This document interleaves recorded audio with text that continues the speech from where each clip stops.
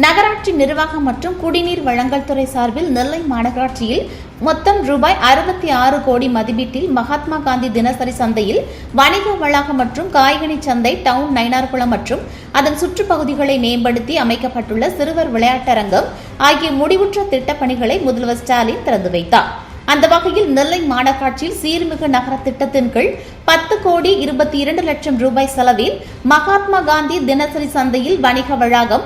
14 கோடி 92 லட்சம் ரூபாய் செலவில் மகாத்மா காந்தி தினசரி சந்தையில் அபிவிருத்தி பணிகள், 14 கோடி 90 லட்சம் ரூபாய் செலவில் மகாத்மா காந்தி தினசரி சந்தையினை மேம்படுத்தும் பணிகள், 14 கோடி 97 லட்சம் ரூபாய் செலவில் டவுன் பாரதியார் பள்ளி அருகில் சிறுவர் விளையாட்டரங்கம், 11 கோடி 3 லட்சம் செலவில் டவுன் நயினார்குளம் தெற்கு பகுதியை மேம்படுத்தும் பணிகள் என மொத்தம் 66 கோடி 4 லட்சம் ரூபாய் மதிப்பிலான முடிவுற்ற திட்டப் பணிகளை முதலமைச்சர் மு.க. ஸ்டாலின் திறந்து வைத்தார். இதில் நீர்வளத்துறை அமைச்சர் துரைமுருகன், நகராட்சி நிர்வாகத்துறை அமைச்சர் கே.என். நேரு,